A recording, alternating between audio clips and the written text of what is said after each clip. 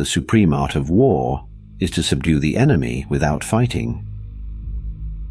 If you know the enemy and know yourself, you need not fear the result of 100 battles. If you know yourself but not the enemy, for every victory gained, you will also suffer a defeat. If you know neither the enemy nor yourself, you will succumb in every battle. Appear weak when you are strong, strong when you are weak. Let your plans be dark and impenetrable as night, and when you move, fall like a thunderbolt.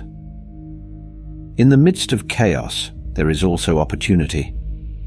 Even the finest sword plunged into salt water will eventually rust. Victorious warriors win first and then go to war, while defeated warriors go to war first and then seek to win. To know your enemy, you must become your enemy. Treat your men as you would your own beloved sons, and they will follow you into the deepest valley. Move swift as the wind and closely formed as the wood, attack like the fire, and be still as the mountain. Opportunities multiply as they are seized. There are not more than 5 musical notes, yet the combinations of these 5 give rise to more melodies than can ever be heard. Who wishes to fight must first count the cost. If you wait by the river long enough, the bodies of your enemies will float by. There is no instance of a nation benefiting from prolonged warfare. Know yourself, and you will win all battles. Build your opponent a golden bridge to retreat across. When the enemy is relaxed, make them toil. When full, starve them. When settled, make them move. Be extremely subtle, even to the point of formlessness. Be extremely mysterious, even to the point of soundlessness. Thereby you can be the director of the opponent's fate. The whole secret lies in confusing the enemy, so that he cannot fathom our real intent. To win 100 victories in 100 battles is not the acme of skill. To subdue the enemy without fighting is the acme of skill.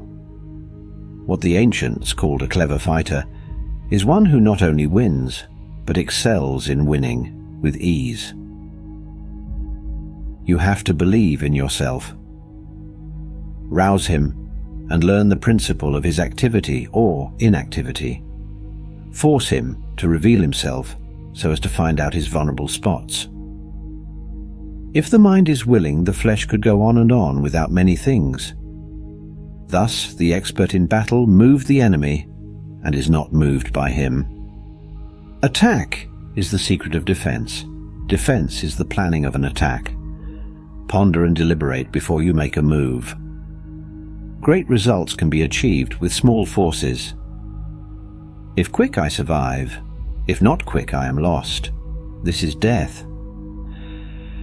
Ultimate excellence lies not in winning every battle, but in defeating the enemy without ever fighting. If you ignore both your enemy and yourself, you are certain to be in peril. Move not unless you see an advantage. Use not your troops unless there is something to be gained. Fight not unless the position is critical. Wheels of justice grind slow but grind fine. It is easy to love your friend, but sometimes the hardest lesson to learn is to love your enemy. You can't trust a man who has nothing to lose. Plan for what is difficult while it is easy. Do what is great while it is small. If his forces are united, separate them.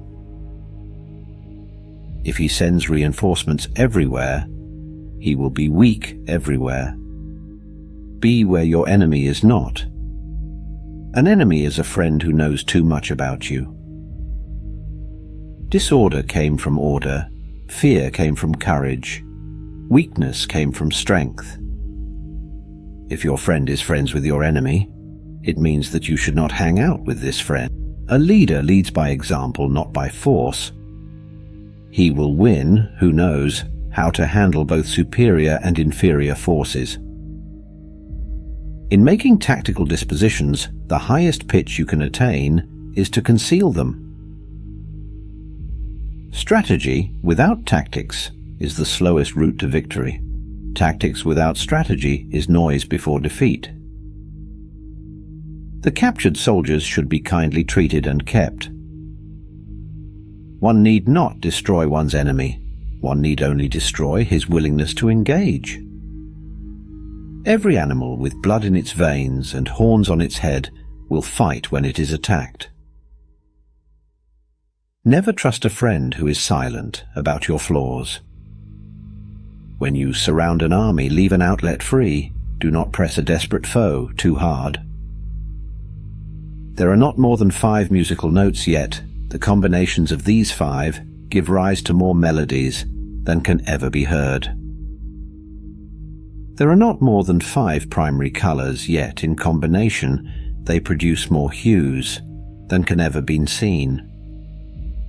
There are not more than 5 cardinal tastes, yet combinations of them yield more flavors than can ever be tasted. When the enemy is relaxed, make them toil. When full, starve them. When settled, make them move.